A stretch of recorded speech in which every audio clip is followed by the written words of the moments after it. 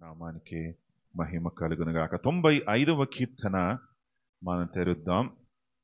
So 4 విషయాలు గురించి మాట్లాడబోతూ ఉన్నాను. ఒక వ్యక్తిని బలపరిచేటువంటి 4 విషయాలు ఉన్నాయి. ఆ 4 విషయాలు ఏంటి, మనము ఏ రీతిగా బలపరచబడగలము, మరి దేవుని యొక్క చిత్తాన్ని మనం ఏ రీతిగా జరిగించగలము అనేటువంటి సబ్జెక్ట్ అంశం గురించి మాట్లాడబోతూ ఉన్నాను. దేవుని నామానికి మహిమ కలుగునుగాక. 95వ కీర్తన స్టార్ట్ మనం చేద్దాం.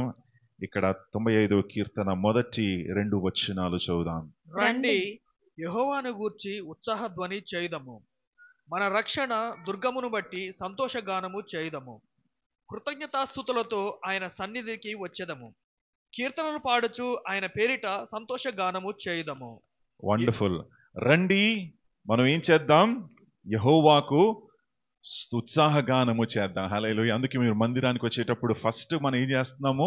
ప్రభునామాన్ని స్తుతిస్తున్నాం, ఆయన నామాన్ని కీర్తిస్తున్నాం. So when we come to God, దేవుని యొద్ద మనం వచ్చినప్పుడు మొట్టమొదటిగా స్తుతితో మనం వస్తున్నాం, ఆరాధనతో మనం దేవునికి మనం స్తుతిస్తూ ఉన్నాం. ఆయన సన్నిధిలో ఎలా రావాలి? ఉత్సాహ గానములు చేయుచు మనము రావాలి, సంతోషంగా మనము రావాలి. బైబిల్లో మరి ఉన్నటువంటి విషయం ఏంటంటే, మీరు మందిరంలో వచ్చినప్పుడు దేవుడు సంతోషంతో నింపుతాడు. ఏం చేస్తాడు దేవుడు? సంతోషం. కొన్నిసార్లు మందిరానికి వెళ్ళినప్పుడు మీకు చాలా వేదన ఉండొచ్చు మనస్సులో, లేదా ఏదో ఒక విషయాన్ని గురించి కూడా మీరు చింతిస్తూ ఉండొచ్చేమో. అలా ఉన్నట్లయితే మందిరానికి వచ్చినప్పుడు దేవుని సన్నిధిని మీరు వెతికినప్పుడు దేవుడు నీ భారాన్ని తొలగించి, నీ వేదనను తీసివేసి, నీ యొక్క భారాన్ని తేలికగా దేవుడు చేస్తాడు. ఉదాహరణకు బైబిల్లో మనకు తెలుసు కదా, హన్నా ఎంతో భారముతో వచ్చింది దేవుని యొక్క సన్నిధిలో. పిల్లలు లేరు హన్నాకి. మరి హన్నా దేవుని యొక్క సన్నిధికి వచ్చి మొరపెట్టినప్పుడు దేవుడు హన్నాను కనికరించాడు, ఆమె భారాన్ని తీసివేశాడు. బైబిల్ ఏముంటుందంటే, ఆమె ఎలా వెళ్ళిందంటే తిరిగి సంతోషముతో వెళ్ళింది, దుఃఖముఖముతో వచ్చింది దేవుని సన్నిధికి. కానీ దేవుడు కనికరించిన తర్వాత హన్నా సంతోషముతో తిరిగి వెళ్ళింది. హల్లెలూయా. కనుక ప్రియులారా, మీరు మందిరానికి వచ్చినప్పుడు దుఃఖముతో వెళ్ళిపోకూడదు. హల్లెలూయా. మీరు మందిరానికి వచ్చేటప్పుడు దేవుడు ఏం చేస్తాడంటే, మీ భారాన్ని తొలగించి సంతోషముతో నిన్ను తిరిగి ఇంటికి పంపించేటువంటి దేవుడు. హల్లెలూయా. ఆయనను వెతికినప్పుడు he will send you back with gladness. సంతోషముతో ఆయన నిన్ను తిరిగి పంపిస్తాడు అని బైబిల్ సెలవిస్తా ఉంది. 95వ కీర్తనలో ముందుగా ఆయనను మనం స్తుతించి ఆరాధించినప్పుడు ఆయన ఏం చేస్తాడో చూడండి. 6వ వచనము, ఆయన మన దేవుడు, ఆయన మన దేవుడు, మనము ఆయన పాలించు ప్రజలము. మనము ఎవరండి? ఆయన ప్రజలై ఉన్నాము, ఆయన మేపు గొర్రెలము. మనము ఆయన మేపు గొర్రెలము. 6వ వచనము, ఆయన మన దేవుడు, మనము ఆయన పాలించు ప్రజలము, ఆయన మేపు గొర్రెలము.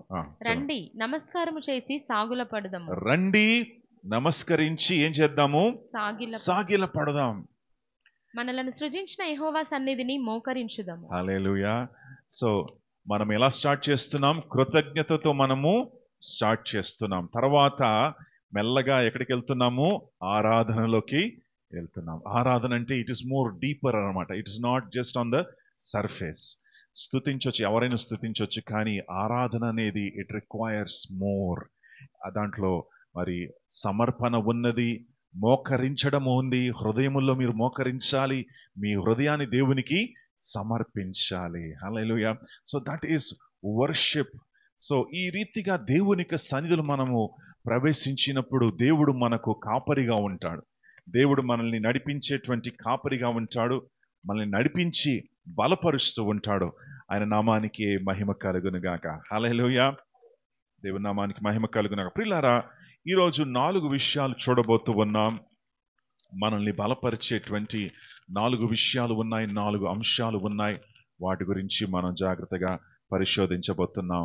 సో మొట్టమొదటిగా మనల్ని బలపరిచేటువంటి ఒక విషయం ఉంది. రోమీయులకు రాసిన పత్రిక 7వ అధ్యాయము, రోమా 7వ అధ్యాయము 5వ వచనాన్ని చూద్దాం. Romans chapter 7 verse 5. అనగా మనము శరీర సంబంధులమై ఉండినప్పుడు మరణార్థమైన ఫలమును ఫలించుటకై ధర్మశాస్త్రము వలననైనా పాపేచ్ఛలు మన అవయవములలో కార్యసాధకములై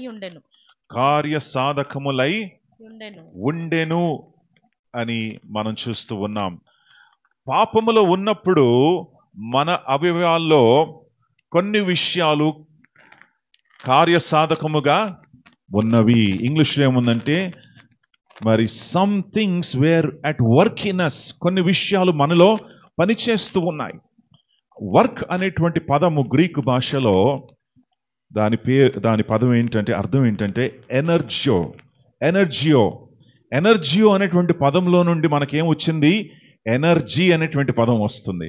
సో పాపము మనలో పనిచేస్తూ ఉన్నప్పుడు, పాపము ద్వారా మనిషి పనిచేస్తూ ఉన్నప్పుడు పాపము మనిషిని ఏమిస్తుంది? ఎనర్జీ ఇస్తుందంట. ఏంటా ఎనర్జీ? పాపము చేయడానికి ఎనర్జీ అన్నమాట. సో ప్రియులారా, పాపము ఏ రీతిగా పనిచేస్తుందంటే ఒక బలమైనటువంటి the sin is a powerful force, ఒక బలమైనటువంటి శక్తి కలిగినటువంటి ఒక మరి ఫోర్స్ లాగా ఉన్నదని మనం చూస్తూ ఉన్నాం. ఈ పాపం అనేది అనేక విధాలుగా మన జీవితాలు కార్యం చేస్తామంటది. కోపము ద్వారా, ఆగ్రహము ద్వారా, అలాగే మరి శరీర కార్యాల ద్వారా, లైంగిక పాపాల ద్వారా, భయము ద్వారా అనేక విధాలుగా శరీర కార్యాలు మనలో పనిచేస్తూ ఉంటాయి. ఎప్పుడు? పాపము మనలో ఏం చేస్తున్నప్పుడు? పరిపాలిస్తున్నప్పుడు, ఏలుతూ ఉన్నప్పుడు. పాపము ఒక బలమైనటువంటి ఒక శక్తి. It is a powerful force. అందుకే ఏ మనిషి కూడా పాపంలో నుండి తనకు తానే బయటికి రాలేడు. ఒక మనిషి పాపంలో నుండి బయటికి రావాలంటే దేవుని శక్తి ఆయనకు కావాలి. సో ఈ పాపము అనేక విధాలుగా మనకు కనబడతా ఉంది. కోపము ద్వారా కూడా కనబడతా ఉంటది. ఒక పాస్టర్ గారు ఒక సంఘస్థుని ఇంటికి వెళ్ళారంటే, సడన్గా వెళ్ళినప్పుడు ఇంట్లోనే ఢమాల్ ఢమాల్ అని సౌండ్లు వస్తున్నాయి. అమ్మ ఉన్నారా అని అడిగాడంట. ఉన్నారా అని అడిగినప్పుడు వెంటనే మరి ఒక పాత్ర బయటికి ఇసిరిందంట. ఇసిరినప్పుడు డైరెక్ట్గా పాస్టర్ గారు పట్టుకున్నారు దాన్ని. ఉన్నారు, నాకు తెలుసమ్మా ఉన్నారని, నేను మళ్ళీ తర్వాత వస్తానని చెప్పి వెళ్ళిపోయాడంట. సో కోపము, ఆగ్రహము ఏంటండి? అది శరీర కార్యము. హల్లెలూయా, శరీర కార్యము. తర్వాత లైంగిక పాపాలు మనం చూస్తున్నాం కదా. The so much of sin. ప్రపంచంలో ఎంత పాపం ఉందో మనకు కనబడతా ఉంది. శరీర కార్యం అది కదా. శరీర కార్యాలకు మన జీవితాల్లో చోటు ఉండకూడదు. అది బలమైనది. ఆ శరీర కార్యం ద్వారా చాలా మంది బలముతో ఆ కార్యాలు చేస్తూ ఉంటారు. పాప కార్యాలలో వారు పడిపోయి ముందుకెళ్తూ ఉంటారు. అది ఒక బలమైనటువంటి శక్తి. It is a strong force అని మనం చూస్తూ ఉన్నాం. ఇంకొక శక్తి ఏంటంటే మరి శరీర కార్యాల ద్వారా జరిగేటువంటి శక్తి భయము. భయం గురించి తెలుసు కదండి. మరి పాపము మనలో ఉన్నట్లయితే భయం అనేది మనకు ఉంటుంది. ఇప్పుడు మనకు కరోనా టైంలో భయం చూసారా? Everybody had fear. ప్రతి ఒక్కరికి కరోనా టైంలో ఏముంది? భయం అనేది ఏంటో ఆ రోజు మనకు అర్థమైందనమాట. హల్లెలూయా. మనము ఈ వచ్చే పాలు ప్యాకెట్ని కూడా శానిటైజర్తో కడిగేసాం, అవునా? శానిటైజర్ వేసి పాల ప్యాకెట్ కడిగేసాము. తర్వాత ఒక అతను ఏం చేశాడంటే దాని మీద 99% జర్మ్స్ విల్ డై అని చూసి శానిటైజర్ తాగేస్తాడు ఆయన. ఎందుకంటే ఆయనలో మరి జర్మ్స్ అని చచ్చిపోవాలని చేస్తాడనమాట. సో డోలోలు మనం తిన్నాం, యాంటీబయాటిక్లు వేసుకున్నాం, ఎలా పడితే అలా భయపడ్డాం. ఎంత భయపడ్డారు జనాలు. హల్లెలూయా. వ్యాక్సిన్ కావాలని ఎంత అల్లాడిపోయారు జనాలు. That is fear. అదేంటిది? భయము. భయాన్ని మనం చూసాం, కల్లారా మనం చూసాం. ప్రజలు ఎలా భయపడుతున్నారు మనం చూసాం. ఓకే, అది శరీరము యొక్క కార్యము. శరీరము ద్వారా, పాపము ద్వారా, మానవుని యొక్క స్వభావము ద్వారా వచ్చేటువంటిది భయం అన్నమాట. ఈ భయాన్ని చాలా మంది తొలగించుకోవడానికి మరి will power, I can win it by will power అనుకుంటారు. కొంతమంది ఏమంటారంటే డిసిప్లిన్, క్రమశిక్షణతో నేను పాపాన్ని జయిస్తానంటారు.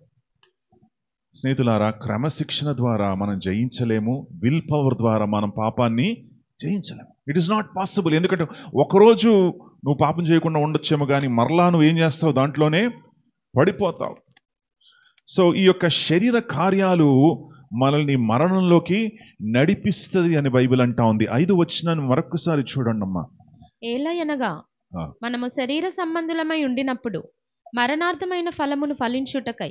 ఏ ఫలము మనకు ఫలిస్తున్నాం? మనము మరణార్థకమైనటువంటి ఫలమును మనం ఫలిస్తా ఉన్నాం. శరీర కార్యాలు మరణానికి నడిపిస్తాయి, పాప కార్యాలు మరణానికి నడిపిస్తాయి. కనుక శరీర కార్యాల ద్వారా ఆ ఎనర్జియో వర్క్స్, ఆ ఎనర్జియో అనేటువంటిది మనకు ఎనర్జీ ఇచ్చి పాపములోకి, ఆ శరీర కార్యాలు చేస్తూ పాపములోకి మనము వెళ్ళిపోతూ ఉంటాం. దానిని మనము ఏ విధంగానైనా దానిని మనము ఏం చేయలేము, దాంట్లో నుండి బయటికి రాలేము. ప్రియులారా, మరి ఆత్మీయ సమస్య అది. It is a spiritual problem. ఈ ఆత్మీయ సమస్య వెళ్ళిపోవాలంటే ఆత్మీయ పరిష్కరణ దానికి కావాలి. You need spiritual answer, not physical answer. నేను డిసిప్లిన్గా ఉంటాను, క్రమశిక్షణ కలిగి ఉంటాను అని చెప్తే కుదరదు. ఎందుకంటే నీకేం కావాలి? దేవుని యొక్క శక్తి కావాలి. హల్లెలూయా, దేవుని నామానికి మహిమ కలుగునుగా. కనుక పాపం అనేది ఒక భయంకరమైనటువంటి శక్తి. ఆ శక్తిని జయించడానికి దేవుడు మనకు శక్తినిస్తూ ఉన్నాడు. రెండవ శక్తి మనం చూద్దాం. 4 విషయాల గురించి మాట్లాడుతున్నాను. మొదటి విషయం ఏంటంటే పాపము. రెండవ విషయం ఏంటంటే దురాత్మలు. రెండవ శక్తి ఏంటి? దురాత్మలు. దురాత్మలు చూసారా మీరు? దురాత్మలు గమనించారా మీరు? అవేం చేస్తాయంటే మనిషికి బలమునిస్తుంది, శక్తినిస్తుంది అనమాట. బలముతో, శక్తితో ఆ మనిషి మరి మామూలు వ్యక్తిగా ఉండడు. ఆయన అసాధారణంగా ప్రవర్తిస్తాడు, అసాధారణంగా కార్యాలు చేస్తూ ఉంటాడు. బైబిల్లో మనం చూస్తూ ఉన్నాం, యేసు ప్రభుల వారు గెరాసీను అనేటువంటి పట్టణానికి వెళ్ళినప్పుడు ఆయన ఎదుర్కోవడానికి దయ్యం పడినటువంటి, దురాత్మ పడినటువంటి వ్యక్తి వచ్చాడు. వచ్చినప్పుడు ఆయనను మరి సంకెళ్లతో వేసి కట్టినా సరే ఆయన ఏం చేసుకున్నాడంట? సంకెళ్లను విరగొట్టుకునేవాడు. ఆ సంకెళ్లను విరగొట్టుకునేటువంటి శక్తి ఎవరిచ్చారు? ఆ సాతాను, ఆ దురాత్మ అంత శక్తి ఆయనకి ఇచ్చిందనమాట. సో దురాత్మ ఏం చేస్తుందంటే మనిషిని ప్రేరేపించి మనుష్యులకు శక్తిని కూడా ఇచ్చేది దురాత్మ. దుష్కార్యములు చేయడానికి శక్తినిస్తుంది, పాపము చేయడానికి శక్తినిస్తూ ఉంది. సో ప్రియులారా, ఈ రీతిగా దురాత్మలు మనిషిలో ప్రవేశించినప్పుడు వారు అనేక కార్యాలు చేస్తూ ఉంటారు. మనం చూస్తున్నాం నూతన నిబంధనలో కూడా పౌలు గారు మరి పౌలు గారి యొక్క పేరును వాడుకుంటూ కొంతమంది స్కేవా కుమారులు ఏం చేశారంట? దురాత్మను వెలగొట్టడానికి చూసినప్పుడు దురాత్మ తిరిగి ఏం చేసింది? వారిని కొట్టి పంపించింది. సో 7 ఒక్క దురాత్మ కొట్టేసింది. 7 మనుషులు వెళ్ళినప్పుడు ఒక వ్యక్తి దురాత్మ చేత పీడించినటువంటి వాడు ఆ 7 తరిమి కొట్టాడు. అంటే అంత బలము ఎవరికి ఉంది? దురాత్మ శక్తులకు ఉన్నదని మనము చూస్తూ ఉన్నాం. కనుక ప్రియులారా, ఈ దురాత్మ లోపలికి ఎలా ప్రవేశిస్తుందంటే అనేక కారణాలు బట్టి ప్రవేశిస్తుంది. మొదటిది ఏంటంటే పాపము. పాపము మనలో ఉన్నట్లయితే, పాపములో మనం కొనసాగుతూ ఉన్నట్లయితే దురాత్మ శక్తులకు మనం ఏం చేస్తున్నాము? ద్వారాన్ని తెరుస్తూ ఉన్నాం. ఆ దురాత్మ శక్తులు వచ్చి పనిచేస్తూ ఉంటాయి. రెండవది ఏంటంటే మన జీవితాల్లో కొన్ని మరి ట్రామాటిక్ ఎక్స్పీరియన్సెస్ మనం అనుభవించినట్లయితే దాని ద్వారా కూడా దురాత్మ శక్తులు లోపలికి ప్రవేశించడానికి అవకాశం ఉంది. మూడవది ఏంటంటే బై జనరేషనల్ కర్సెస్. మన జీవితాలలో, మన కుటుంబాలలో శాపాలు ఉన్నట్లయితే ఆ శాపము ద్వారా, పలికినటువంటి శాపాల ద్వారా పాపము కూడా, ఆ యొక్క దురాత్మలు మన హృదయములో, గృహములో ప్రవేశించడానికి అవకాశము ఉంది అని మనం చూస్తున్నాం. కనుక ప్రియులారా, ఈ దురాత్మలను మందుల ద్వారా లేదా కౌన్సిలింగ్ ద్వారా దాన్ని మనం తొలగించలేము. దురాత్మలు తొలగించాలంటే ఏం కావాలి? మనకు దేవుని యొక్క శక్తి కావాలి. విమానం ఉంది. సో ఈ విమానము చూడండి, లా ఆఫ్ గ్రావిటీ ఉంది. గ్రావిటీ అంటే గురుత్వాకర్షణ శక్తి. ఈ గురుత్వాకర్షణ శక్తి చాలా బలమైంది. ఎందుకంటే నువ్వు ఏదైనా పైకి ఎగిరేస్తే ఏమవుతుంది? ఖచ్చితంగా కింద పడాల్సిందే కదా. What ever you throw up has to come down. ఎందుకంటే ఈ భూమిలో ఎంత గొప్ప శక్తి ఉందంటే ఆ యొక్క గ్రావిటీ అంటారు దాన్ని, గురుత్వాకర్షణ శక్తి. దాని ద్వారా అది పైనేసినటువంటి ప్రతి వస్తువును కూడా ఏం చేస్తుంది? కిందికి లాగేస్తుంది. కానీ విమానం ఎలా ఎగురుతుంది చెప్పండి? విమానం ఎలా ఎగురుతుంది? విమానము వేరే నియమము ద్వారా అది ఎగురుతా ఉంది. హల్లెలూయా. గురుత్వాకర్షణ శక్తి అనేది ఒక నియమము. గ్రావిటీ ఈజ్ ఎ లా. అది మనకు సైన్స్లో మనం చదివాం కదా, న్యూటన్స్ లా ఆఫ్. ఎవరు కనుక్కున్నారు గ్రావిటీని? న్యూటన్ అనేటువంటి scientist the law of gravity కనుగొన్నాడు. న్యూటన్స్ లా ఆఫ్ గ్రావిటీ అని ఉంటుంది కదా. సో రెండవ న్యూటన్ లా ఆఫ్ గ్రావిటీని ఓవర్కమ్ చేసినటువంటి రెండవ లా ఏంటంటే ద లా ఆఫ్ ఏరోడైనమిక్స్. ఏంటది? ప్లేన్ ఎలా ఎగురుతుంది? ఎందుకంటే అది వేరే లా మీద నడుస్తూ ఉంది. హల్లెలూయా. వేరే శాస్త్రం మీద నడుస్తూ ఉంది. గురుత్వాకర్షణ శక్తి మీద నడవట్లేదు అది. It is running on the law of aerodynamics. Aerodynamics అంటే ఒక ప్లేను వేగంగా వెళ్ళినప్పుడు గాలి ఏం చేస్తుందంటే దాన్ని లిఫ్ట్ చేస్తుంది. గాలి దాని కిందికి వెళ్ళి దానిని లిఫ్ట్ చేసి ఆకాశంలోకి తీసుకెళ్తా ఉందన్నమాట. సో అది ఏరోడైనమిక్స్ అని అంటారు. కనుక ప్రియులారా, గ్రావిటీని ఏరోడైనమిక్స్ ఏం చేసింది? ఓడించింది. హల్లెలూయా. సో గ్రావిటీ లాని ఓడించినటువంటి లా ఏది? ఏరోడైనమిక్స్. కనుక ప్రియులారా, పాపాన్ని మీరు జయించాలంటే పాపము కంటే గొప్ప నియమము రావాలి. హల్లెలూయా. దురాత్మలు ఓడించాలంటే దురాత్మ కంటే గొప్ప శక్తి నీలో ఉండాలి. హల్లెలూయా. దేవుని యొక్క కార్యం జరగాలంటే నీలో ఉన్నవాడు లోకంలో ఉన్నవాడి కంటే గొప్పవాడై ఉండాలి. ఆమెన్. సో ప్రియులారా, this is the law of God. దేవుని యొక్క నియమము ఇది. ఆ నియమం ఏంటంటే God wants you to be an overcomer. నువ్వు ప్రతి విషయాన్ని జయించాలి. ఏ రీతిగా అయితే ఏరోప్లేను గురుత్వాకర్షణ శక్తిని జయించి ఆకాశంలోకి ఎగురుతుందో, నువ్వు కూడా నీ యొక్క జీవితంలో లోకమును, పాపమును, దురాత్మ శక్తులను ఓడించి నువ్వు కూడా ఆకాశములో తనతో పాటు ఎగరాలని దేవుడు ఆశపడుతున్నాడు. హల్లెలూయా. ప్రియులారా, అటువంటి శక్తిని దేవుడు నీకు ఇవ్వాలని ఆశపడుతున్నాడు. ఈరోజు ఆ శక్తిని మనం ఎలా పొందుకోవచ్చు? దేవుడు అనుగ్రహించేటువంటి ఆత్మశక్తి ద్వారా మనం ఏ రీతిగా ఎదుర్కోగలము, ఏ రీతిగా మన జయ జీవితాన్ని జీవించగలమనేది మనం చూసుకోబోతున్నాం. దేవుని పరిశుద్ధ నామానికి మహిమ కలుగునుగాక. సో ఈ యొక్క దేవుని యొక్క వాక్యములో మొదటి తెస్సలోనిక గ్రంథము 2వ అధ్యాయము 13వ వచనానికి తెరుద్దాం. మొదటి తెస్సలోనిక 2వ అధ్యాయము 13వ వచనం. ఆ హేతువు చేతను మీరు దేవుని గూర్చిన వర్తమాన వాక్యము మా వలన అంగీకరించినప్పుడు మనుషుల వాక్యమని ఎంచక అది నిజముగా ఉన్నట్టు దేవుని వాక్యమని దానిని అంగీకరించితిరి గనుక మేమును మానక దేవునికి కృతజ్ఞతాస్తుతులు చెల్లించుచున్నాము. ఎస్, దేవుని వాక్యము అది మనుష్యుల వాక్యము కాదు, దేవుని యొక్క వాక్యము. హెబ్రీ 4:12 చూద్దామమ్మా. హెబ్రీ 4:12 చూడండి, చదవండి. హెబ్రీ 4:12.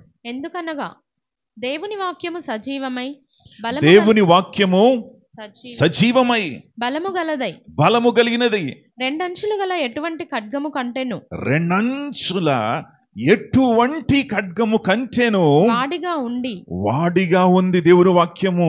ప్రాణాత్మలను ప్రాణ ఆత్మలను కీళ్లను మూలుగులను విభజించినంత మట్టుకు దూరుచు హృదయం యొక్క తలంపులను ఆలోచనలను శోధించుచున్నది. హృదయం యొక్క తలంపులు ఆలోచనలకు వెళ్ళిపోతుంది దేవుని వాక్యం. సో దేవుని యొక్క వాక్యం అనేది ఈజ్ పవర్ఫుల్. దేవుని వాక్యము శక్తి గలది. తన వాక్యము సుత్తి లాంటిది, తన వాక్యము ఖడ్గము లాంటిది, తన వాక్యము అగ్ని లాంటిది, శుద్ధీకరిస్తుంది, బద్దల కొడుతుంది. ఖడ్గము చేత దేవుడు ఏం చేస్తాడంటే తన వాక్యాన్ని మరి పంపించి మన హృదయ లోతుల్లో ఉన్నటువంటి ప్రతి విషయాన్ని బయట పెడతాడు దేవుడు. హల్లెలూయా. తన వాక్యము శక్తి గలది, జీవము కలిగినటువంటి దేవుని వాక్యము. సో మూడవ శక్తి ఏంటండి? దేవుని యొక్క వాక్కు శక్తి. మొదటి శక్తి ఏం చూసాం మనం? లోకంలో ఉన్నటువంటి మొదటి శక్తి పాపపు శక్తి. మనిషి పాపంలో నుండి బయటికి రాలేకపోతున్నాడు. ఎప్పుడు చూసినా పాపంలో పడుతూనే ఉన్నాడు, శరీర పాపాల్లో పడిపోతూ ఉన్నాడు, ఆయన లోకపు విషయాల్లో మునిగిపోయి తిరుగుతా ఉన్నాడు, అందులో నుండి బయటికి రాలేకపోతున్నాడు. రెండో వైపు మనం చూస్తున్నాం దురాత్మల శక్తి ఉంది. దురాత్మలు మనుషులను పీడించి మనిషిని మరి దేవునికి దూరం చేసి వారిని ఆవరించి వారిని పీడిస్తూ ఉంది. దురాత్మ శక్తిని, పాపపు శక్తిని జయించడానికి దేవుడు మనకు శక్తినిచ్చాడు. హల్లెలూయా. ఆయన ఏమంటున్నాడంటే, ఇదిగో నీలో ఉన్నవాడు లోకంలో ఉన్నటువంటి వాడి కంటే గొప్పవాడు. యేసు ప్రభుల వారు వచ్చింది అపవాది క్రియలన్నిటినీ లయపరచడానికి వచ్చాడు. హల్లెలూయా. సో ప్రియులారా, ఈరోజు మీరు భయపడాల్సిన అవసరం లేదు, మీరు ధైర్యంగా ఉండొచ్చు. ఎందుకంటే జయ జీవితాన్ని దేవుడు మనకు ఇస్తున్నాడు. Hallelujah. Is offering us victory. ఆయన మనకు విజయాన్ని, జయాన్ని మనకు అనుగ్రహిస్తున్నాడు. సో దేవుని యొక్క వాక్యం అనేది సజీవమైనది, జీవము కలిగినది, రెండంచుల ఖడ్గము లాంటిది. సో ప్రియులారా, రెండంచుల ఖడ్గం అంటే మనం జాగ్రత్తగా వాడాలి. అవునా? ఒకవైపు అంటే ఒకవైపే వాడిగా ఉందనుకోండి, మీరు కట్ చేయొచ్చు. రెండు వైపులా వాడుకుంటే మీరేం చేయాలి? ఇంకా ఎందుకంటే నువ్వు దాన్ని కట్ చేసేటప్పుడు ఏమవుతుంది, నీకు కూడా కట్ అయిపోద్ది. అవునా? సాధారణంగా ఒకవైపే మనం ఏదైనా కూరగాయలు కట్ చేసుకుంటే ఒకవైపు దాన్ని వాడి రెండు వైపులు చేయం మనం. సో కానీ దేవుని ఒక వాక్యం ఎలాంటిదంటే, నువ్వు వాక్యాన్ని విత్తేటప్పుడు ఆ వాక్యం నీకు కూడా తగులుతుంది. హల్లెలూయా. ఇప్పుడు నేను వాక్యం చెప్తున్నాను అనుకోండి, ఆ వాక్యం మీకు మాత్రమే కాదు, ఆ వాక్యము నాకు కూడా వర్తిస్తూ ఉంది కదా. మన వాక్యాన్ని ప్రకటించేటప్పుడు, వాక్యాన్ని చదివేటప్పుడు అది మనకు, వినేటువంటి వారికి, ప్రతి ఒక్కరికి వర్తించేది దేవుని యొక్క వాక్యం. రెండంచుల ఖడ్గము లాంటిది వాక్యము. హృదయము లోతులోకి దూరి మన యొక్క ఆత్మ, ప్రాణము, శరీరాన్ని ఏం చేస్తుంది? విభజింపచేసి మనలో ఉన్నటువంటి మరి దేవునికి ఆయాసకరమైనటువంటి మార్గాలన్నీ కూడా దేవుడు ఏం చేస్తున్నాడు? తన వాక్యము ద్వారా శుద్ధీకరిస్తున్నట్లుగా మనం చూస్తూ ఉన్నాం. సో ప్రియులారా, దేవుని యొక్క వాక్యము మనము చదివినప్పుడు, వాక్యమును ధ్యానించినప్పుడు, వాక్యమును నెమరు వేస్తూ ఉన్నప్పుడు, వాక్యము ద్వారా బలము, శక్తిని దేవుడు మనకు ఇస్తున్నాడు. హల్లెలూయా. సో ప్రియులారా, దేవునికి వాక్యపు శక్తిని మనం ఎలా పొందుకోవాలో మనం నేర్చుకుందాం. మొట్టమొదటిగా దేవుని వాక్యాన్ని గణపరచాలి. ఏం చేయాలి? మీరు వాక్యాన్ని గణపరచాలి. ద వర్డ్ ఆఫ్ గాడ్, ఇది దేవుని యొక్క వాక్యము కనుక దేవుని యొక్క వాక్యాన్ని చులకనగా మనం తీసుకోకుండా దేవుని వాక్యాన్ని గణపరిచి మనం హెచ్చించాలి. హల్లెలూయా. సో ఒక పాస్టర్ గారు ఇంటికి వచ్చారంట. ఇంటికి వచ్చి, అమ్మ మనం ప్రార్థన చేద్దాం, బైబిల్ ఒకసారి తీయమ్మా అంటే, ఉంది పాస్టర్ గారు. రే బైబిల్ ఎక్కడ ఉందరా? మొత్తం ఇల్లంతా వెతుకుతున్నారు. వెతికి ఎక్కడో దొరికింది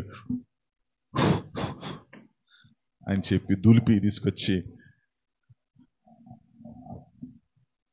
అలాగే బైబిల్ని మొక్కు చక్కగా తీసుకొచ్చి బైబిల్ ఓపెన్ చేస్తున్నారట. వాక్యాన్ని గణపరచడం అది కాదు. వాక్యాన్ని గణపరచాలంటే ఏం చేయాలి? అనుదినము వాక్యాన్ని చదవాలి. హల్లెలూయా. వాక్యాన్ని చదివి, వాక్యాన్ని నెమరు వేసి మనము లోపల మన హృదయంలో తీసుకున్నట్లయితే దేవుని వాక్యాన్ని ఏం చేస్తున్నాం? గణపరుస్తూ ఉన్నాం. సో రెండవది ఏంటంటే, వాక్యము చెప్పేటువంటి మాటల్ని మనం ఏం చేయాలి? విశ్వసించాలి, నమ్మాలి. వాక్యమును విశ్వసించాలి, నమ్మాలి. మూడవది, వాక్యమును మనము ధ్యానం చేయాలి. We need to meditate on the word of God. చాలా మంది వాక్యాన్ని చదువుతారు కానీ వాక్యాన్ని ధ్యానం చేయలేరు. ఎందుకంటే వాళ్ళకి వేరే విషయాల గురించి ధ్యానం చేస్తూ ఉంటారు.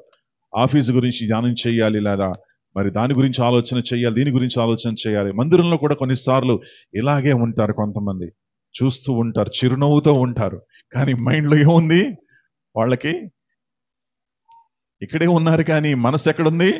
ఇంట్లో ఉందన్నమాట. ఎప్పుడైపోతుంది, ఎప్పుడు ఇంటికి వెళ్ళిపోతాను, చాలా పనులు ఉన్నాయి, నాకు పనులు చేసుకోవాలి, ఆఫీస్లో పనులు ఉన్నాయి, మరి అక్కడికి వెళ్ళాలి, వాడి ఈఎంఐస్ కట్టాలి, ఎప్పుడు లోన్ క్లియర్ అవుతుంది, ఇట్లా కూర్చొని ఉంటారు. కానీ మనసులో ఇవన్నీ కూడా తిరుగుతా ఉంటాయి అన్నమాట.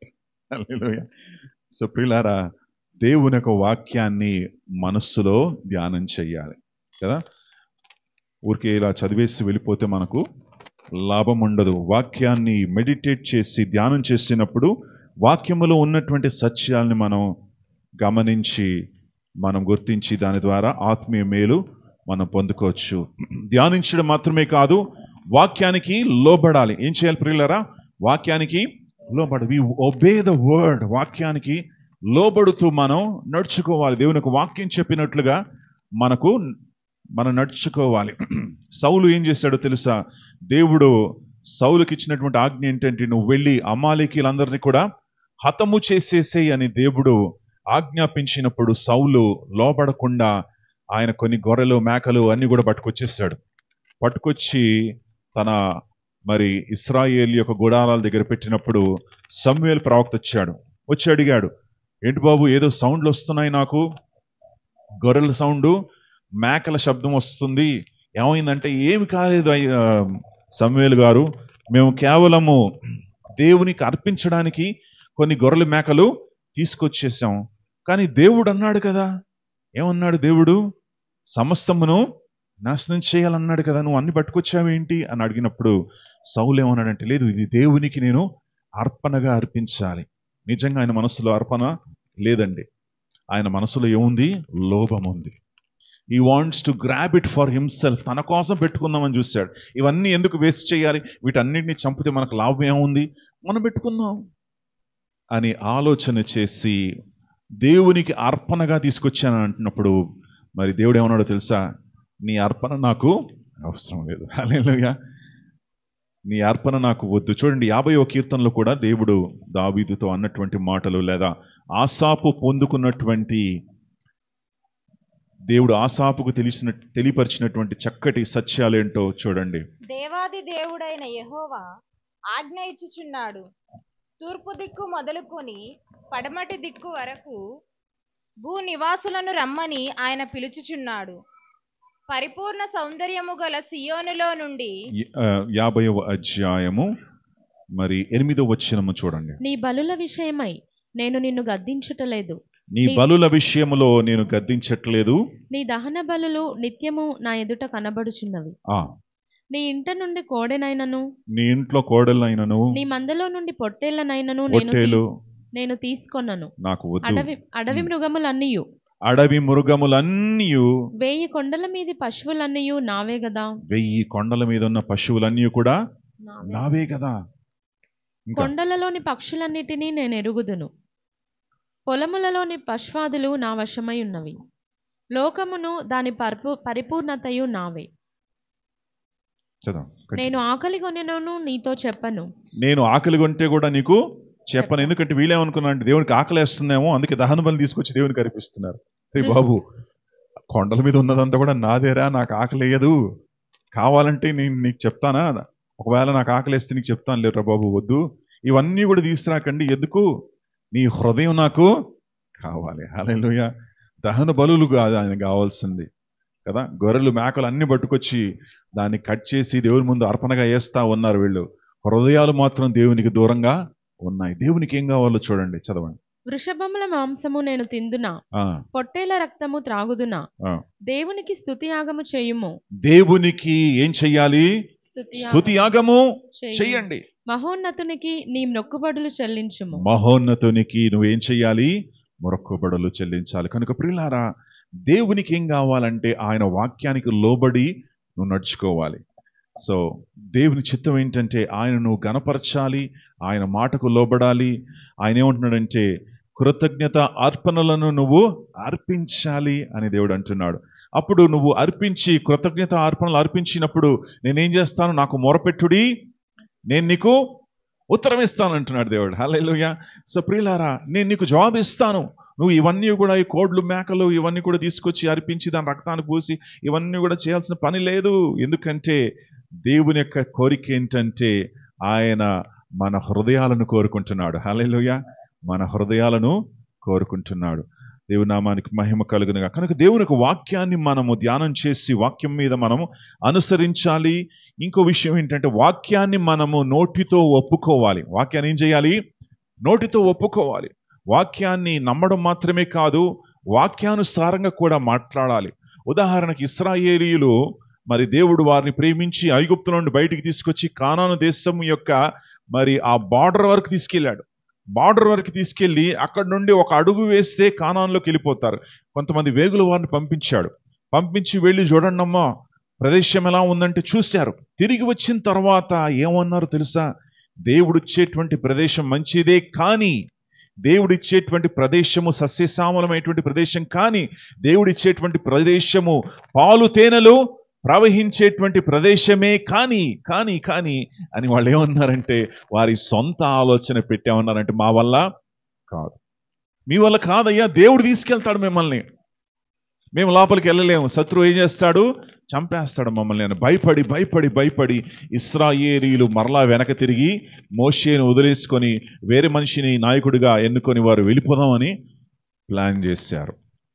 కనుక ప్రియులారా, దేవుని యొక్క వాక్యాన్ని మరి నమ్మడము మాత్రమే కాదు, మన నోటితో కూడా మనం ఏం చేయాలి, ఒప్పుకోవాలి. హల్లెలూయా. కాలేబు యెహోషువ చేసినట్లుగా, కాలేబు యెహోషువ ఏమన్నారు, ఇదిగో మేము లోపలికి వెళ్ళొచ్చు, శత్రువు ఎంత గొప్పవాడైనా సరే మా దేవుడు వానికంటే గొప్పవాడు. హల్లెలూయా. శత్రువు గొలియాతులాగా ఉండొచ్చు, కానీ దావీదులాగా చిన్న ఒడిసెతో చిన్న రాయితో ఆ గొలియాతు లాంటి సమస్యల్ని కూడా మనం ఏం చేయగలము, జయించగలము. కనుక ప్రియులారా, నీ సమస్యను చూసి నువ్వు భయపడకూడదు. నీ ముందున్నటువంటి గొలియాతును చూసి, నీ ముందున్నటువంటి ఆరోగ్య సమస్య, నీ ముందున్నటువంటి మరి ఎటువంటి సమస్య ఉన్నా సరే, నా దేవునికి అది చాలా చిన్నది. హల్లెలూయా. నా దేవునికి అది అసాధ్యమైనది కానే కాదు. ఆయన దానిని జయించడానికి మార్గాన్ని చేయగలడు, ఆ మార్గాన్ని నీకు చూపించగలడు. కనుక వాక్యాన్ని నమ్మి ఒప్పుకోవాలి. ఎలా ఒప్పుకుంటారు? యేసయ్య నన్ను స్వస్థపరుస్తాడు. హల్లెలూయా. యేసయ్య నన్ను బాగు చేస్తాడు. యేసయ్య నా జీవితాన్ని కడతాడు. యేసయ్య నా జీవితంలో ఆశ్చర్యకార్యాలు చేస్తాడు. యేసయ్య నన్ను బలపరుస్తాడు. రానున్న రోజుల్లో నా కుటుంబము దీవించబడుతుంది అని నువ్వేం చెయ్యాలి? నీ నోటితో ఏం చెయ్యాలి? ఒప్పుకోవాలి. అలా ఒప్పుకున్నప్పుడు వాక్యము నీ హృదయంలో, నీ జీవితంలో కార్యం చేస్తుంది. హల్లెలూయా. జీవం కలిగిన వాక్యము, మరి శక్తిగల వాక్యము, రెండంచుల ఖడ్గము లాంటి వాక్యము నీ హృదయములో కార్యం చేసి నీ జీవితంలో కూడా దేవుడి కార్యాన్ని చేస్తాడు. కనుక మూడో విషయం ఏంటంటే, వాక్యము ఎలాంటిది? శక్తి కలది. హల్లెలూయా. సో మొదటి శక్తి ఏంటి? పాపము, నెగిటివ్ శక్తి అన్నమాట. రెండవ శక్తి ఏంటి? దురాత్మల యొక్క శక్తి, నెగిటివ్ శక్తి. పాజిటివ్ శక్తి ఏంటంటే దేవుని యొక్క వాక్యము. హల్లెలూయా. నాలుగవ శక్తి మనం చూడబోతున్నాం. దేవుని నామానికి మహిమ కలుగును గాక. యేసు ప్రభుల వారు యోహాను సువార్త 16వ అధ్యాయము 7వ వచనములో ఈ మాటలు సెలవిచ్చారు. John chapter 16 verse 7. అయితే నేను మీతో సత్యము చెప్పుచున్నాను, నేను వెళ్ళిపోవుట వలన మీకు ప్రయోజనకరము. నేను వెళ్ళిపోవడం నీకు ప్రయోజనం అంటే శిష్యులందరూ కూడా చూశారు, ఒకరి ముఖం చూసుకున్నారు. యేసయ్యా, మీరు ఉన్నప్పుడే మేము అలా ఇలా ఉన్నాము, విశ్వాసం మాలో అంతగా లేదు, ఇప్పుడు మీరు వెళ్ళిపోతే ప్రయోజనం అంటారేంటి? మమ్మల్ని విడిచి వెళ్ళకండి యేసయ్యా అని పట్టుకున్నారు గట్టిగా. ఎవరిని? యేసయ్యని. యేసయ్య ఏమంటాడు? మమ్మల్ని వదిలేయండి అయ్యా, నన్ను వదిలేయండి, నేను పరలోకానికి వెళ్ళాలి, తండ్రి దగ్గర కూర్చోవాలి, నేను తండ్రి కుడి పార్శ్వము కూర్చోవాలి, నన్ను వదిలేస్తే నేను నీకు ఆదరణకర్తను పంపిస్తాను. హల్లెలూయా. నేను వెళ్ళిపోవడమే మంచిది. యేసయ్య వెళ్ళిపోవడం మంచిదా? మంచిది కాదా? మంచిదే అని మరి బైబిలు సెలవిస్తా ఉంది. ప్రియులారా, యేసయ్య భూలోకానికి రావడానికి 2 కారణాలు ఉన్నాయి. అందరూ చెప్పండి, 2 కారణాలు. మీ పక్కన వాళ్ళకి చెప్పండి, 2 కారణాలు ఉన్నాయని. ఎటువైపు చెప్పారా? తిరిగి చెప్పారా పక్కన వాళ్ళకి? ఒకసారి మళ్ళీ చెప్పండి, 2 కారణాలు ఉన్నాయి. 2 కారణాలు ఉన్నాయి. ఓకే. మొదటి కారణం ఏంటో తెలుసా? పాపాలను తొలగించడానికి. 2 కారణాలు. బాప్తిసం ఇచ్చే యోహాను ఆయన యేసు ప్రభుల వారిని చూసి 2 things he's coming to do అన్నాడు. 2 విషయాలు ఆయన చేయడానికి వస్తున్నాడు. మొదటి విషయం ఏంటంటే, పాపాలను తొలగించడానికి దేవుని యొక్క గొర్రెపిల్లగా ఆయన వచ్చాడు. రెండవది ఏంటంటే, రెండవ కారణం ఏంటి? ఎవరికైనా గుర్తుందా? యోహాను గారి మాటలోనే మనం విందాం. యోహాను సువార్తకు మనం తెరుద్దాం. యోహాను సువార్త. యేసు ప్రభుల వారు రావడానికి 2 కారణాలు ఉన్నాయి అని బాప్తిజం ఇచ్చి యోహాను యేసయ్యను చూసి అంటా ఉన్నాడు. ఒకసారి ఆ మాటలను మనము చూద్దాం. దేవుని నామానికి మహిమ కలుగును గాక.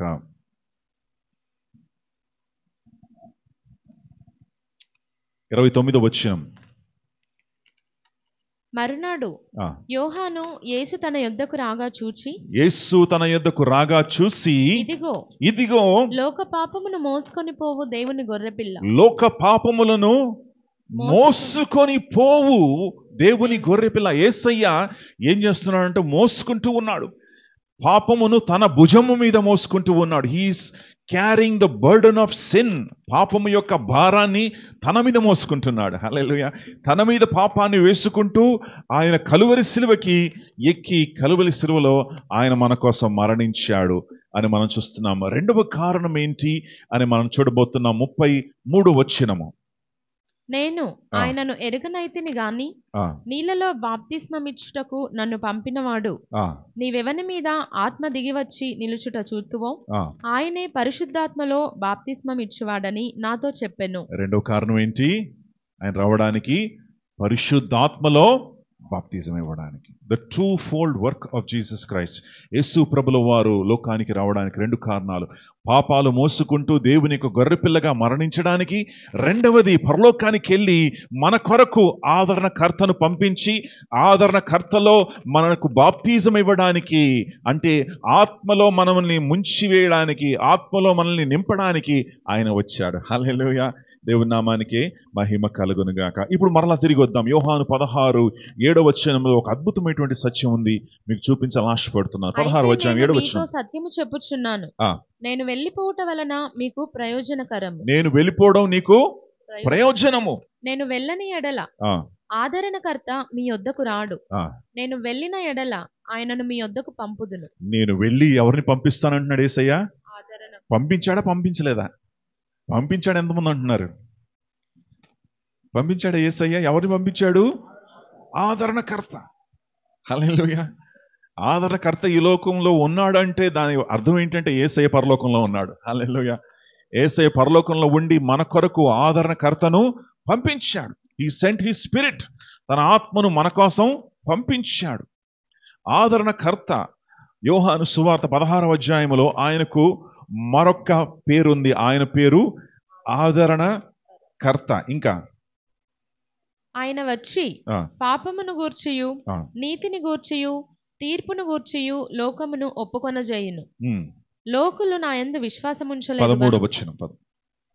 అయితే ఆయన అనగా సత్యస్వరూపి అయిన ఆత్మ వచ్చినప్పుడు మిమ్మును సర్వసత్యములోనికి నడిపించును. ఏం చేస్తాడంట? సర్వ సత్యములోకి నడిపిస్తాడు. ఆయన తనంతట తానే ఏమీయు బోధింపక వేటిని వినునో వాటిని బోధించి సంభవింపబో సంగతులను మీకు తెలియజేయును. ఆయనకు సర్వసత్యములోకి నడిపిస్తాడు. ఇంగ్లీష్లో ఏముందంటే హీ విల్ గైడ్ యూ. అందరు చెప్పండి గైడ్. గైడ్ మీకు తెలుసా ఎవరో? మీరు ఎక్కడైనా గోల్కొండ ఈ కోట ఉంది చూడండి, గోల్కొండ కోటను చూడడానికి వెళ్ళినట్లయితే అక్కడ కొంతమంది ఉంటారు. సార్ ఐఎమ్ గైడ్ అంటారు. ఎవరు వాళ్ళు? గైడ్ అంటారు. గైడ్ అంటే వాళ్ళకి కోట గురించి మొత్తం తెలుసు. నువ్వు ఒకరివే వెళ్ళి కోట చూస్తే నీకేం కూడా అర్థం కాదు. ఎందుకు? నువ్వేమనుకుంటావు? ఏమన్నా రాళ్ళు ఉన్నాయి ఏంటి, ఇన్ని రాళ్ళు ఉన్నాయి ఏంటి, ఇంత హైట్లో ఎందుకు కట్టారు ఏంటి అని అనుకుంటావు. కానీ ఈ గైడ్ వస్తే ఏం చేస్తాడు? ఆయన కోట యొక్క చరిత్ర ఆయనకి తెలుసు. సో మొత్తం హిస్టరీని నీకు చెప్తాడు ఆయన. కోట ఎందుకు కట్టారు, ఇక్కడ ఉన్నటువంటి రూమ్ ఏంటి, ఈ గదిలో ఏముంది, మరి రాజు ఎక్కడ కూర్చునేవాడు, సైన్యం ఎక్కడ ఉండేది, మరి ఈ యొక్క ఆహారం ఎక్కడ ఉండేది, అక్కడ మరి నీళ్లు ఎలా వచ్చింది, ఇవన్నీ కూడా ఎవరు చూపిస్తారు మీకు? గైడ్ అనేవాడు చూపిస్తాడు. సో పరిశుద్ధాత్మ దేవునికి ఉన్నటువంటి ఒక బిరుదు ఏంటంటే హీ విల్ గైడ్ యూ. హల్లెలూయా. ఆయన చూపిస్తాడు, బాబు సతీష్ ఇదిగో నాన్న ఇలా నువ్వు చెయ్యాలి, అలా చెయ్యాలి, పలానా చోటుకు నువ్వు వెళ్ళాలి, పలానా పని నువ్వు చెయ్యాలి. అక్కడికి వెళ్ళకు అంటాడు. ఇదిగో ఈ రూట్లో వెళ్ళు, అది అది అది తప్పు దారి, ఇది సరైనటువంటి దారి, ఇది మేలు నీకు, ఇది నీకు దీవెన, ఇది నీకు ఆశీర్వాదం అని ఎవరిస్తారు నీకు గైడెన్స్? పరిశుద్ధాత్మ. He is your guide. రెండవది ఏంటంటే ఆ గైడ్కి ఉన్నటువంటి మరొక పదం ఏంటంటే కోచ్. ఏమంటారు? కోచ్. ఇప్పుడు మీరు క్రికెట్ ఆడడానికి మీరు ఇష్టపడ్డారనుకుంటే, కుర్రవాళ్ళు క్రికెట్ ఆడడానికి ఇష్టపడితే మీరు క్రికెట్ దేనికి వెళ్తారు? కోచింగ్కి వెళ్తారు. కోచింగ్కి వెళ్ళినప్పుడు అక్కడ ఒక అతను ఉంటాడు, విజిల్ వేసుకొని ఉంటాడు. విసిగొట్టి రేయ్ లైన్లో ఉంచండి అంటాడు. వారిని ఏమంటారు మీరు? కోచ్ కదా. ఇప్పుడు మీరు క్రికెట్ కోచింగ్కి వెళ్ళారు, అక్కడ నిలబడి కోచ్ ఎవరండి చూస్తూ ఉన్నారు. చూస్తూ ఉన్నప్పుడు కారులో నుండి ఒక అతను దిగి బయటికి వచ్చి నించోని ఐఎమ్ యువర్ కోచ్ అన్నాడు. ఎవరు? ఐఎమ్ యువర్ కోచ్ అన్నాడు అనమాట. అతని పేరేంటో తెలుసా? సచిన్ టెండూల్కర్.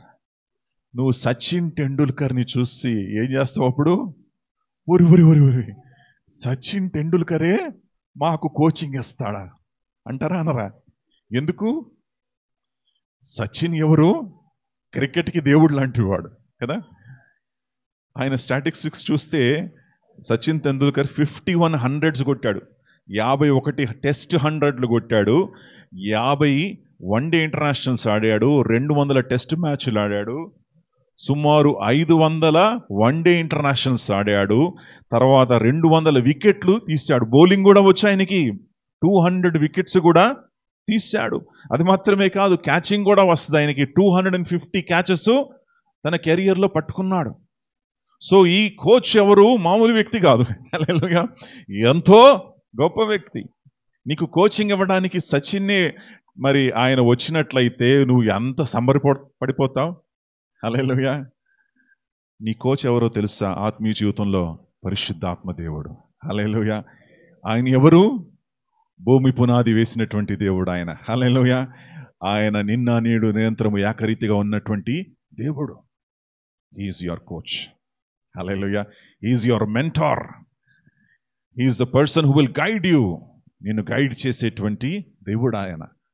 కనుక నువ్వు ఎంత సంబరపడిపోవాలి, ఎంతగా ఆయన మీద ఆధారపడాలి.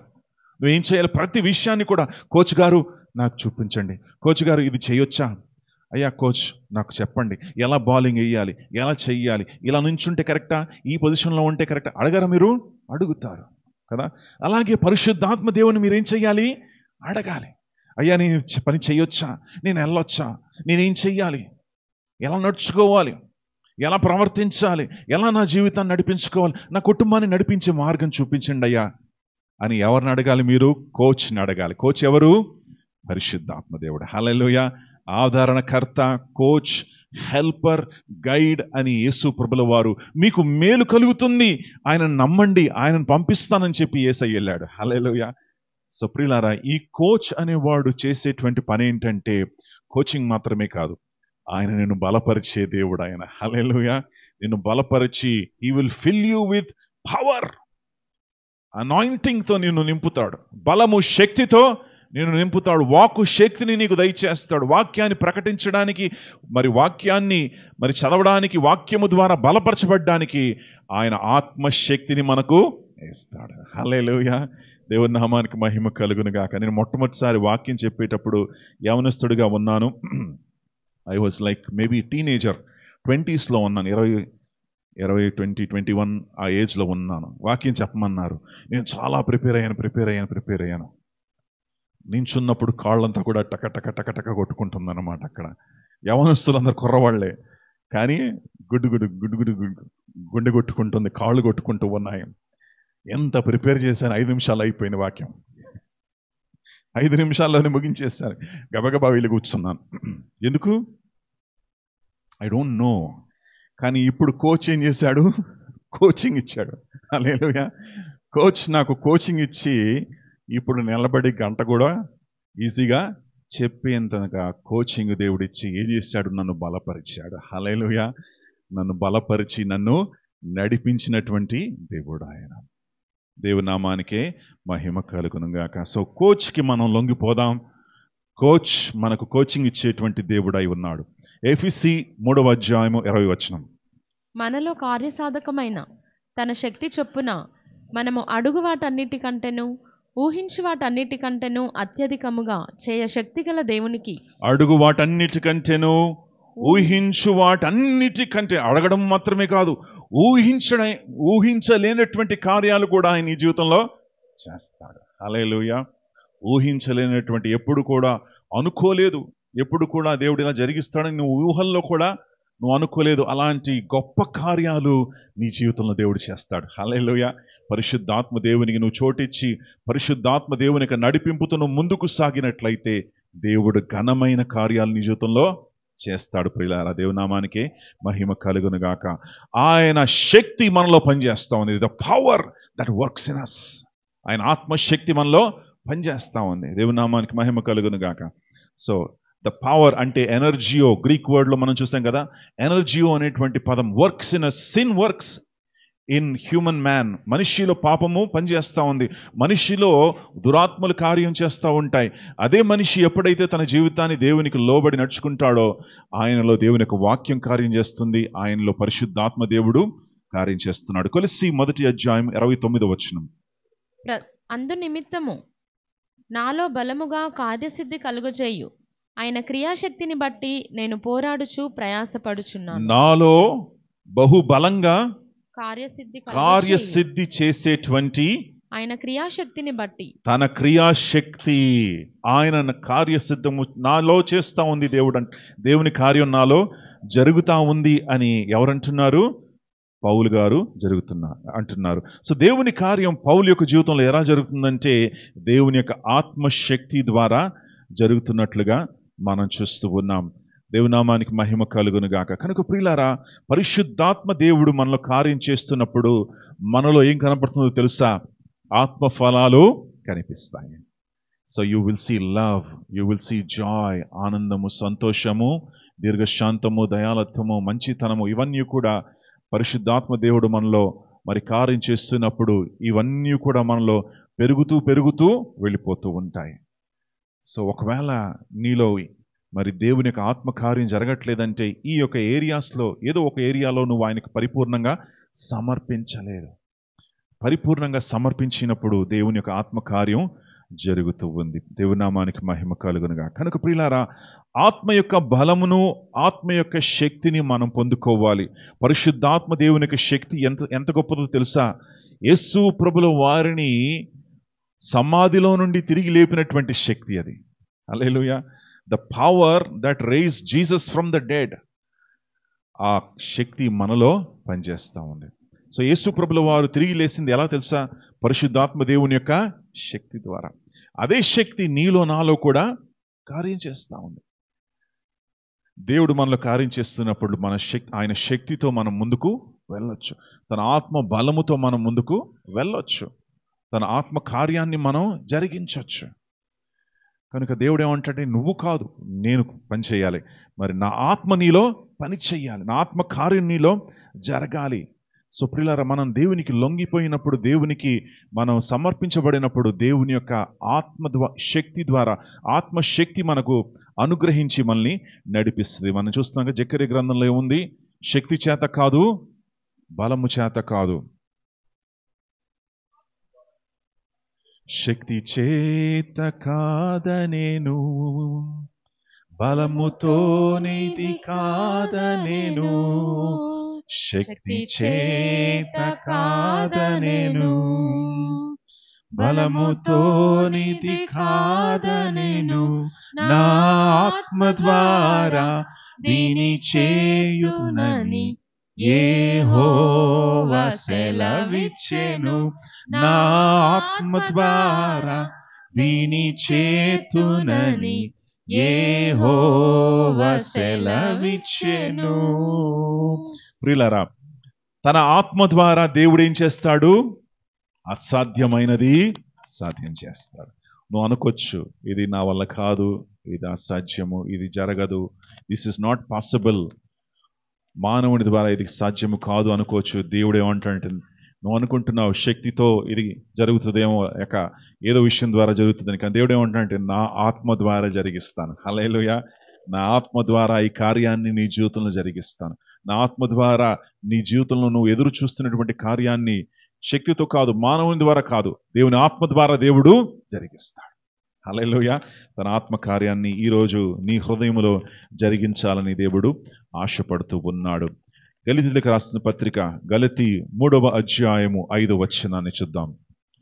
ఆత్మను మీకు అనుగ్రహించి, ఆత్మను నీకు అనుగ్రహించి మీలో అద్భుతములు చేయించువాడు, నీలో ఆత్మను నీకు అనుగ్రహించి మీలో అద్భుతాలు చేయించువాడు ఆయనే. హల్లెలూయా. సో ఆత్మ ఏం చేస్తాడు? నీలో అద్భుతాలు చేస్తాడు. He who supplies the Spirit to you and works miracles among you. చదవండి ఇంకా. ఆత్మను నీకు అనుగ్రహించి మీలో అద్భుతాలు చేయువాడు ధర్మశాస్త్ర సంబంధ క్రియల వలన లేక విశ్వాసముతో వినుట వలన చేయించుచున్నాడు. గమనించండి, ఇందులో గొప్ప సత్యం ఉంది. ఆత్మ, అద్భుతాలు, విశ్వాసము, 3 విషయాలు గమనించండి. అందరు చెప్పండి, ఆత్మ, అద్భుతాలు, విశ్వాసం. పౌలు ఏమంటున్నాడంటే, the spirit, how the holy spirit works, పరిశుద్ధాత్మ దేవుడు ఎలా కార్యం చేస్తాడు, ఎలా అద్భుతాలు చేస్తాడంటే విశ్వాసము ద్వారా జరిగిస్తాడు. ఎలా చేస్తాడు? విశ్వాసము ద్వారా. సో విశ్వాసము ద్వారా ఆ విశ్వాసము మీలో ఎలా వస్తుంది? వినుట వలన. రోమా 10:17 కూడా ఉంది, విశ్వాసము వినుట ద్వారా వస్తుంది. అందరూ చెప్పండి, వినుట ద్వారా. ఒకసారి గట్టి చెప్పండి, వినిపించట్లేదు. వినుట ద్వారా కాగా వినుట వలన విశ్వాసము కలుగును. వినుట వలన విశ్వాసము, గట్టి చెప్పండి, వినుట వలన విశ్వాసము. గందరగోళంగా ఉంది, మళ్ళీ నా వెనకాల చెప్పండి. వినుట వలన విశ్వాసము కలుగుతుంది. హల్లెలూయా. సో ఈ గంట వాక్యం ఎందుకు చెప్తున్నాను మీకు?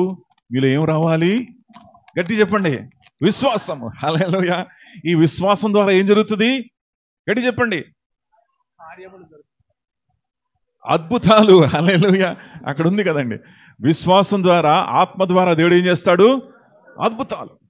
సో నా బాధ్యత ఏంటంటే మీలో విశ్వాసాన్ని పెంచాలి. మీ విశ్వాసాన్ని కృంగింపు చేయడం కాదు నా బాధ్యత. నీ విశ్వాసాన్ని బలపరచాలి. నీ విశ్వాసం బలపరచబడినప్పుడు దేవుని యొక్క ఆత్మ ఏం చేస్తాడంటే నీ విశ్వాసాన్ని చూసి నీలో అద్భుతాలు దేవుడు చేస్తాడు. హల్లెలూయా. వినుట వలన విశ్వాసం వస్తుంది. విశ్వాసము ద్వారా ఆత్మశక్తి ద్వారా దేవుని యొక్క అద్భుతాలు నువ్వు నీ జీవితంలో చేస్తావు. అందుకే జాగ్రత్తగా వినండి. అలా కూర్చొని అని చూసుకుంటూ పరధ్యానములో ఉండకండి. దేవుని యొక్క వాక్యాన్ని వింటూ జాగ్రత్తగా వాక్యాన్ని వినండి. ఎందుకంటే ఈ వాక్యం ద్వారా మీకు ఏమొస్తుంది? గట్టి చెప్పండి, విశ్వాసం. అమ్మయ్యా, వింటున్నారు. దేవునికి మహిమ కలుగునుగాక. సో దేవుని యొక్క ఆత్మశక్తి మనకు కావాలంటే మనము యూదాపత్రిక 20వ అధ్యాయం 20వ వచనంలో పరిశుద్ధాత్మ దేవుని యొక్క శక్తి మనకు కనబడతా ఉంది. అక్కడ how do we receive the power of the holy spirit? పరిశుద్ధాత్మ శక్తి ఎలా పొందుకుంటాం? ప్రియులారా, మీరు విశ్వసించు అతి పరిశుద్ధమైన దాని మీద మిమ్మును మీరు కట్టుకొనుచు పరిశుద్ధాత్మలో ప్రార్థించుచు నిత్య జీవార్థమైన మన ప్రభువగు యేసుక్రీస్తు కనికరము కొరకు కనిపెట్టుచు దేవుని ప్రేమలో నిలుచున్నట్లు కాచుకొనియుండుడి. మిమ్మల్ని మీరు కట్టుకొనియుండుడి. సో యూదాపత్రిక 20th verse చక్కగా ఉంది ఈ మాటలు. But beloved, build yourself. మీ విశ్వాసములో అతి పరిశుద్ధమైన దానిని మిమ్మల్ని మీరు ఏం చేసుకోవాలి? కట్టుకోవాలి. అందరూ చెప్పండి, కట్టుకోవాలి. కట్టుకోవడం అంటే ఆటోమేటిక్గా జరుగుతుందా? కదా, ఆటోమేటిక్ జరుగుతుందా కట్టుకోవడం? కానే కాదు. ఒక విషయాన్ని కట్టాలంటే ప్రయాసం ఉంటుంది. ఒక విషయాన్ని కట్టాలంటే శ్రమ ఉన్నది. ఒక విషయాన్ని మనం చెయ్యాలంటే శ్రమ పడాలి, కష్టపడాలి, మనం ముందుకు వెళ్ళాలి. దానికి రిసోర్సెస్ కావాలి, దానికి వెల చెల్లించాలి. అలా వెల చెల్లించినప్పుడు ఒక విషయం కట్టబడుతుంది. హల్లెలూయా. ఊరికే ఒక బిల్డింగ్ కట్టలేం మనం కదా, ఊరికే ఒక పనిని మనం చేయలేం. ఏదైనా చెయ్యాలంటే ప్రయాసం ఉండాలి. ఏదైనా చెయ్యాలంటే దానికి వెల చెల్లించాలి. ఏదైనా జరగాలంటే దానికి నువ్వు ప్రయాసముతో ముందుకు సాగాలి. అదే రీతిగా ఆత్మీయ జీవితంలో కూడా ప్రియులారా, విశ్వాసంతో మీరు వింటే కూడా సరిపోదు. ఎందుకంటే మీరేం చెయ్యాలి? మిమ్మల్ని మీరు కట్టుకోవాలి. పాస్టర్ గారు కొంతవరకే మిమ్మల్ని నడిపిస్తారు. దాని తర్వాత బాధ్యత అంతా కూడా ఎవరిది? మీదే. హల్లెలూయా. ఎలా కట్టుకుంటారో మీ మీద ఉన్నది. పాస్టర్ గారు, ఇప్పుడు మీ దగ్గర డబ్బు ఉంది, డబ్బుతో మీరేం చేస్తారు? ఇల్లు కట్టుకోవాలనుకుంటున్నారు. ఎలా కట్టుకుంటారో అది మీ ఇష్టం. అది మీరు ఒక మంచి బంగ్లా టూ బెడ్రూమ్ హౌస్ కట్టుకుంటారా, లేదా డబుల్ ఫ్లోర్ వేసుకుంటారా, లేదా చిన్న గుడిసె వేసుకుంటారా, అది మీ ఇష్టం. హల్లెలూయా. డబ్బు మాత్రం మీ దగ్గర ఉంది. అలాగే విశ్వాసము నేను మీకు అందించాను. ఈ విశ్వాసాన్ని తీసుకొని మిమ్మల్ని మీరు ఎలా కట్టుకుంటారో అది ఎవరి బాధ్యత? మీ బాధ్యత. హల్లెలూయా. అందుకే పౌలు అంటున్నాడు, ప్రియులారా, యూద అంటున్నాడు, ప్రియులారా, మీరు విశ్వసించు అతి పరిశుద్ధమైన మీ విశ్వాసములో మిమ్మల్ని మీరు ఏం చేసుకోవాలి? కట్టుకోవాలి. ఎలా కట్టుకోవాలి? పరిశుద్ధాత్మలో. అందరు గట్టి చెప్పండి, పరిశుద్ధాత్మలో ప్రార్థించాలి. హల్లెలూయా. సో ప్రియులారా, పరిశుద్ధాత్మలో ప్రార్థించడం అనేది చాలా చాలా ఇంపార్టెంట్.